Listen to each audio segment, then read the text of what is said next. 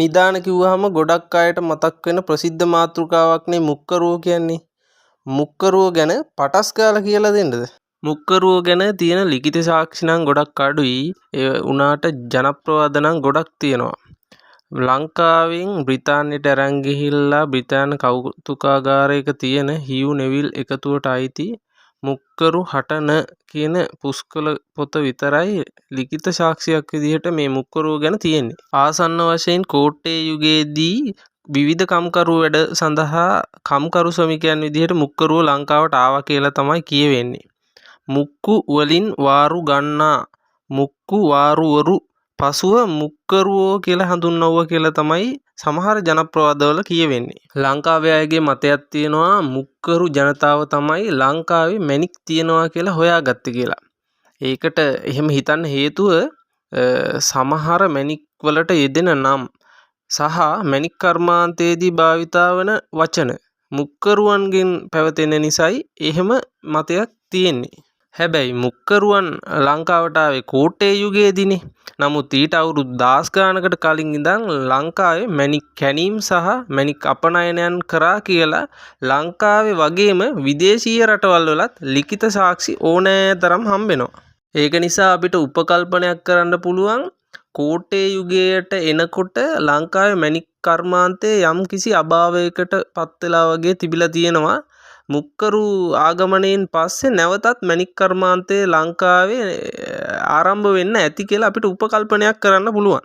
තවත් මතයක් තියෙනවා ලංකාවට පල්ලරු වලින් ආපු ජනයා තමයි මුක්කරුව කියලා. ඒ මතේ වැරදි. පල්ලරු ජනයා ලංකාවට ගෙනාවේ රාජ්‍ය සේවයට සහායට. එතකොට මේ යම් කිසි රාජ්‍යයේ ඇති වෙන යුද්ධ සහ බිඳ වැටීමුත් එක්ක මේ කට්ටියට රැකියා නැති වෙනවා. එතකොට කන්න විදියක් හොයාගන්න නැති වෙනවා. ඒකින්ද මෙයාලා ලඳු කැලෑ වල හැංගිලා ඉඳලා මේ පහර දෙන්න පටන් ගත්ත කරත්ත වලට, කොල්ල කන්න පටන් ගත්ත, හොරකම් කරන්න පටන් ගත්තා. ඒක නිසා මේ පල්ලරු කියන ජනයාට තමයි පස්සේ අපේ කට්ටිය පල් හොරු කියන වචනේ බිහි වුණේ මේ පල්ලරු ජනතාවගේ මේ හොරා කන වැඩ පිළිවෙලත් එක්ක. පල්ලරු කියන්නේ වෙනම ජන කොට්ටාසයක්, මුක්කරුව කියන්නේ වෙනම ජන කොට්ටාසයක්. එතකොට අර විදපු මැණික් ගල් වලට කියන්නේ මුක්කරු ගල් කියලානේ. ඒ උනාට විදපු හැම ගලක්ම මුක්කරුවන්ගේ නෙවෙයි. මුක්කරුව ගල් විදින්න පටන් ගත්තේ මෙන්න මේ හේතුව නිසා. පතල් ශ්‍රමිකයන් විදියට කාලයක් ලංකාවේ වැඩ කරමින් හිටපු මුක්කරු ජනතාව කාලයක් ඇද්දි හොරපාරෙන් මැණික් ඉන්දියාවට අරන් යන්න කරපු උපක්‍රමයක් තමයි මේ පබළු ඇටමාල වගේ මැණික් විදලා පළඳගෙන ඉන්දියාවට යෑම සහ මේ අපනයනය කිරීම. මේක කාලයක් යනකොට ලංකාවේ රජුරවන්ට අහු වුණා.